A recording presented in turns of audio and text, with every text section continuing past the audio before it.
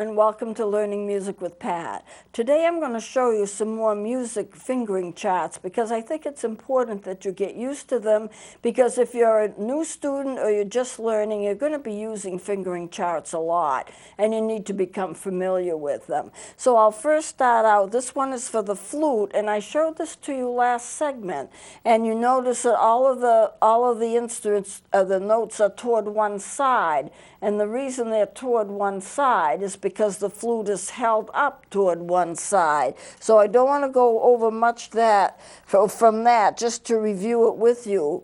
Now here is a 2-octave fingering chart for the recorder, and that's of course what I'm most interested in here. Starting from the low C, which is right there, which is the middle C on pianos and keyboards, but it's the low C for most of the woodwind instruments, and it goes through flats and sharps and enharmonic notes, and you end up with a high C, which is the highest that you can get. The recorder is a 2-octave instrument. Here you have the lower C, and here you have C toward the middle, and then you have the high C. And all of those notes the recorder can play.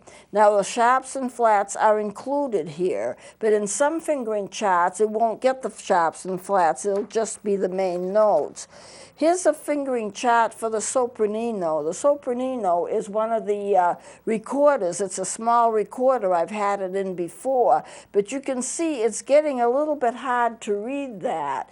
You have to really sort it out. Any of the clear round circles that aren't darkened in would be holes, tone holes that are not covered, and anything that is black are tone holes that are covered. And so therefore this is the sopranino fingering chart, and I wouldn't be teaching that one to you, but it is more complicated.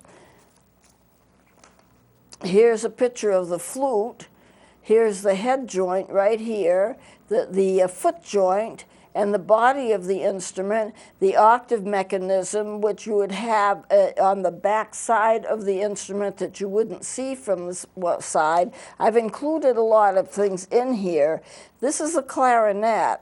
It's actually quite a nice picture of the clarinet, quite a nice sketch. And as you know, the clarinet is an open-hold instrument, so therefore most of it, I've seen closed-hold instruments for clarinet, but most people use the open-hold instruments, and it's all of these tone holes are open. The clarinet is very easy to squeak, so when you close any of these holes, the ones that are blackened up supposedly are closed, and this would be the octave mechanism in the back of the instrument where you put your thumb.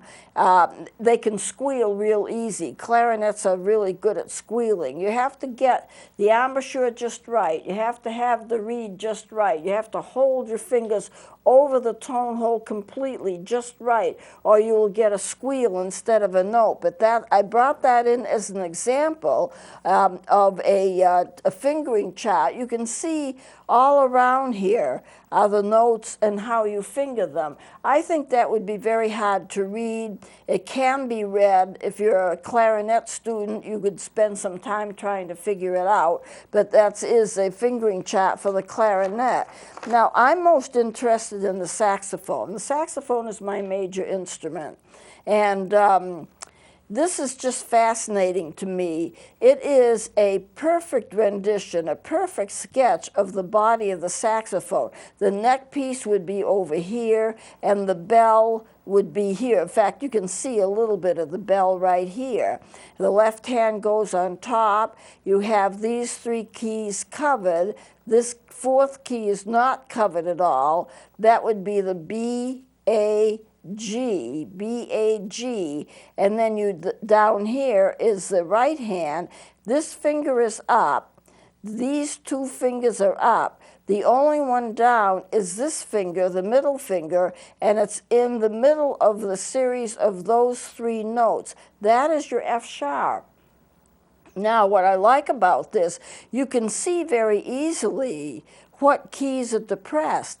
These keys are depressed, the B, A, G is depressed, and then when you get down to the right hand on the bottom, the only one depressed is this finger here, which is in the middle of these two.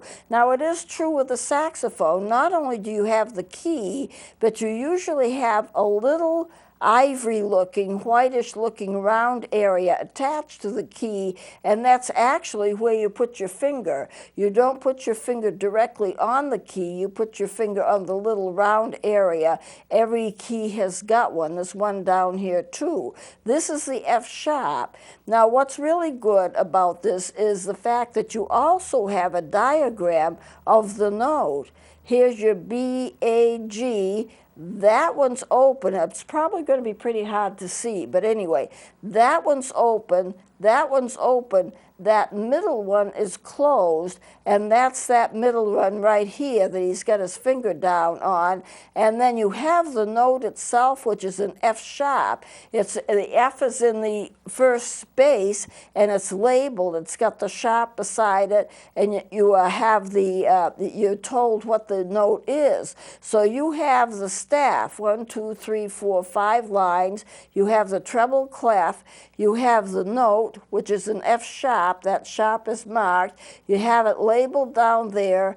You have it all diagrammed up here. Now, if you were looking at it and you were close by, it would be a lot easier to see. And then you've got the diagram of the instrument, and you can see B, A, G, and this is not covered. It would be the F if it was, and if that was covered and this was covered, you would get the E, but the only one covered is this. This is also open. That's the F sharp. Now another thing that's fascinating about it, if I take my recorder, what is it like? The fingering for the F sharp is exactly the same as it is for the saxophone. B, A, G, and that middle finger right here is that F sharp.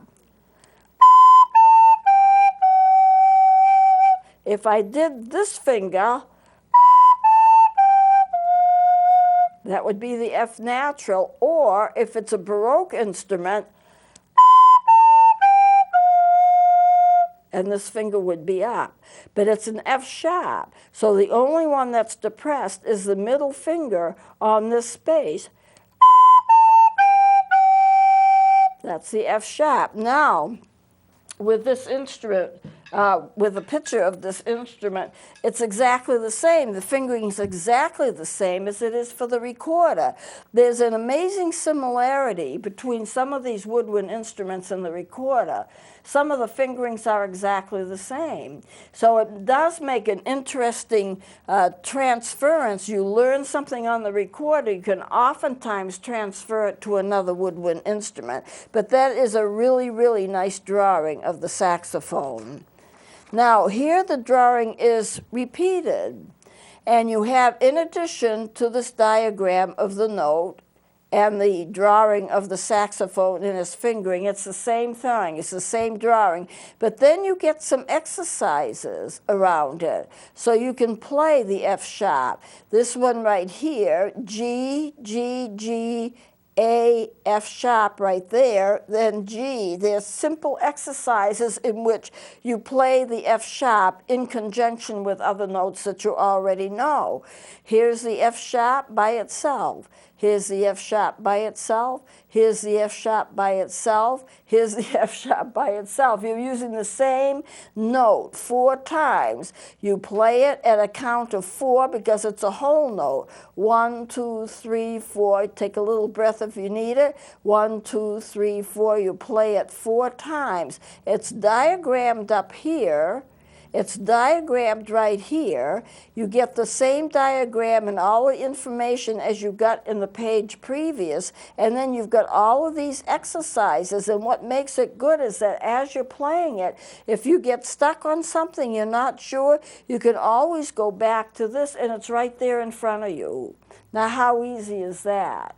And the whole book, I didn't bring the whole book, but the whole book, every note of the saxophone is shown that way. So it's a very extensive fingering chart, and I think it's really great. It's one of my favorite books. It was one of my own saxophone books where it comes from. Here's another diagram. This is a little harder to follow. It's also a very good diagram of the saxophone. You see the bell very clearly, and you have the keys very clearly, and it says left hand, right hand. It shows you where to put your hands on the instrument. All woodwind instruments have your left hand on top, your right hand on the bottom, and that's how you play it. I've seen so many students who don't know that, and they try to play the recorders just the opposite. And they will play some, but it's absolutely the wrong thing to do because you can't switch around and get your notes right that way. And then if you follow this across, it gives you some hints as to what fingers to use for what notes. Here are your notes down here, and it shows the sharps and the flats, and then you have the way that you put your hands in. So it is really quite good. That came from the same book. Here's the bass recorder. This is a folded bass. I have a folded bass, and it shows you where to put your fingers. It's more a fingering chart. It doesn't show you how to play the notes, but it shows you where to put your fingers. And the mouthpiece, now this is going to look a little odd. If you were to hold the bass up, that goes to the left or to the right, depending upon how you hold it. It's like a neck piece that does that. So what they do is they show it in a hump, and then the mouthpiece above it, but it's meant to be a folded bass. Then it shows you where your fingerings are and how you do that. Here's a flutophone. And this kind of fingering chart is what you're going to get for clarinets, saxophones, recorders, where you hold the instrument ahead of you or in front of you, and your fingering is like your hands are in front of you. You get this kind of fingering chart. The recorder fingering charts are just like this, but this just happens to be a flutophone. Now, this is one of mine. I decided to do my own because I don't want to use anybody else's stuff. And here we have the recorder. It's kind of drawn in the style of the recorder. I have here, this is the staff, this is the note, this is the note identified. This case, it's a B, and then you have that one finger where the B actually is on your left hand. So you get the picture of the note, you get the note identified. This is a thumb hole in the back, and then you can see how to finger that. And I also have a small keyboard in the bottom so you can see how the notes are in relationship to each other. So that's one of mine. This is also one of mine, and I drew it like this because I wanted students to be able to see the tone hole in the back. If you're looking at the instrument in the front, you never see the tone hole from the back. So what I did was I just drew it like it was like on a slant, and this is a tone hole in the back. So with this B, the first note is covered with your left hand, and the thumb hole is covered. With the A, same thing, two notes, and the back one is covered. And I go all the way down. Now, I've only done it from the C, B, A, G, F, E, D, C, one scale. I haven't done it for the upper notes. With the upper notes, you would have some of those tone holes would be half-holed, so they wouldn't be colored all the way. They would only be colored in half. So let me move over here. I don't want to show you everything here. This is another fingering chart.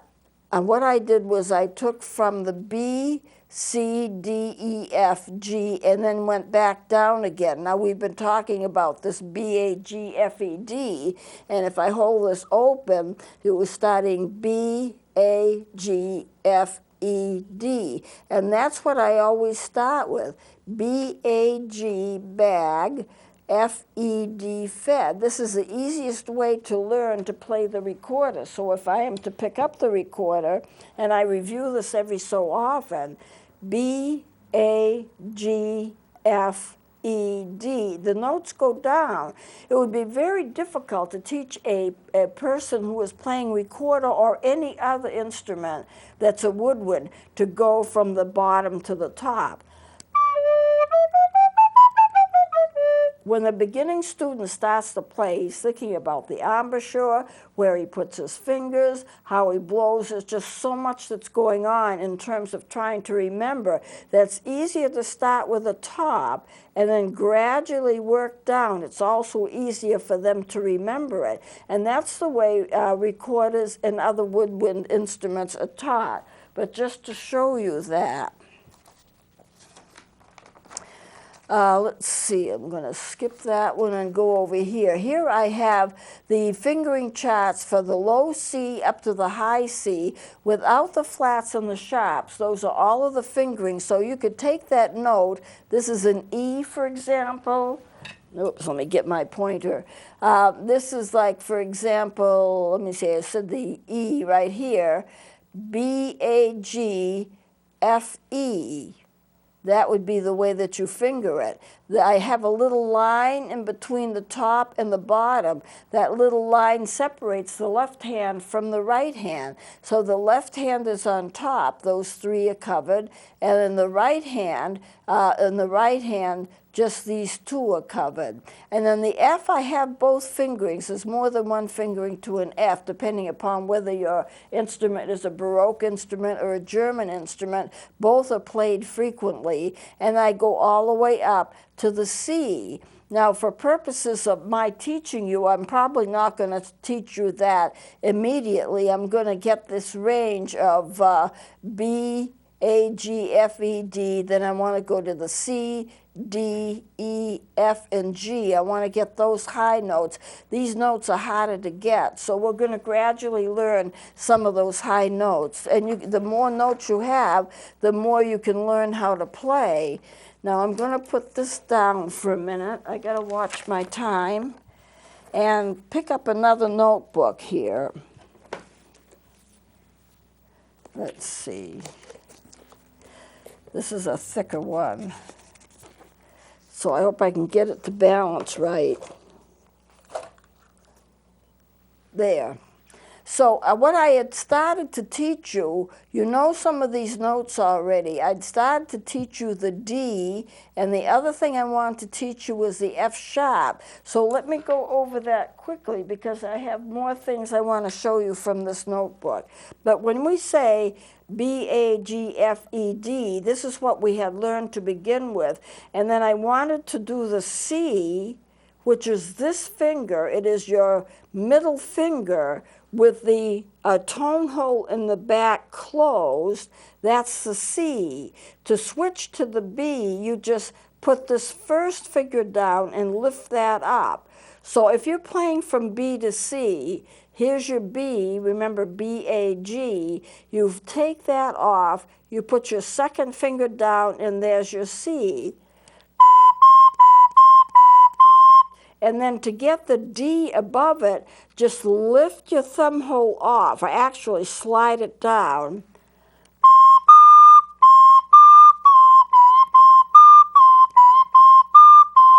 That gives you the D. The D is this finger and nothing else. Now you're going to have the thumb down, but it's not going to be covering the tone hole, you know, so that's the D.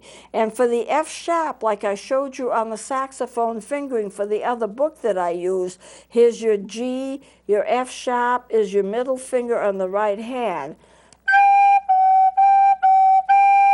If you're playing an F, and you want the F sharp, just lift this finger up and put this finger down.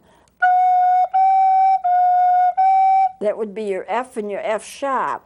Or if you have a Baroque instrument, which most people actually play, your F would be played like this. It doesn't sound too much different on this instrument. This is a Baroque instrument. And then lift those up, lift these two fingers up, and just put your middle finger down. Then you've got the F sharp. You have to be careful that you pick the fingers up and put the others down at the same time. Otherwise, you're going to be playing extra notes that you don't want.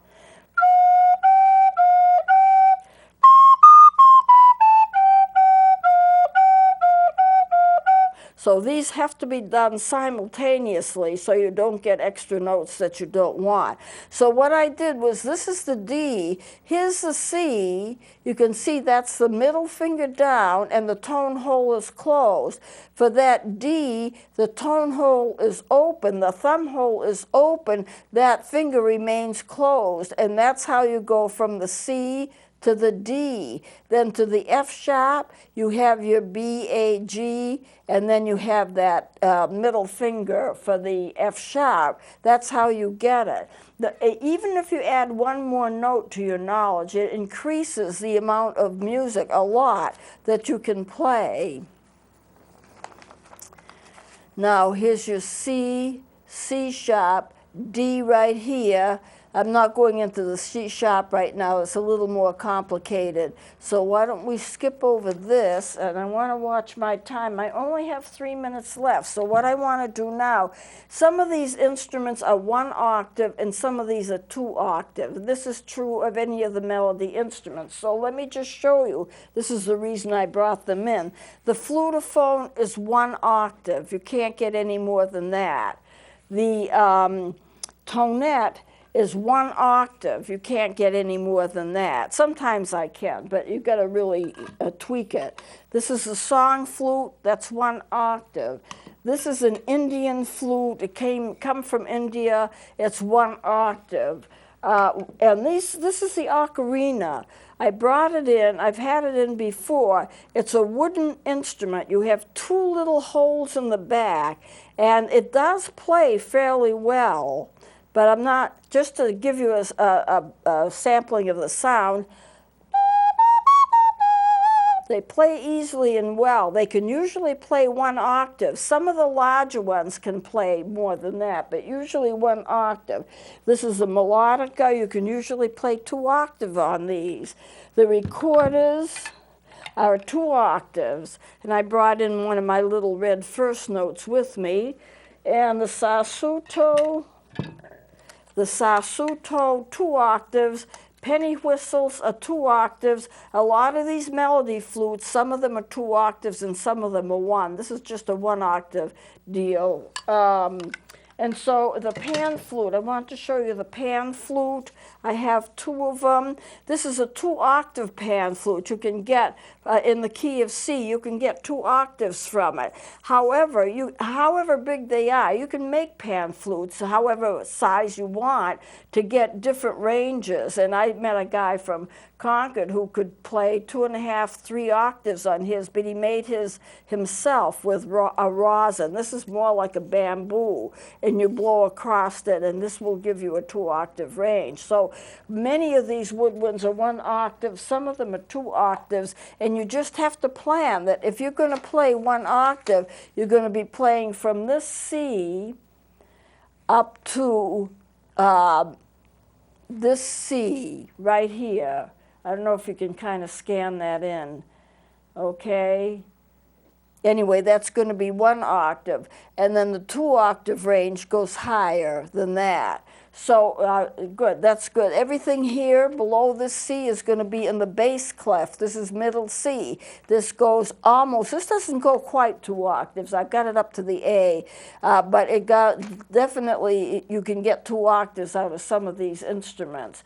So you would know when you buy an instrument whether it's 1 or 2 octaves. So we're out of time, so I'm going to close it here. Please join me next time.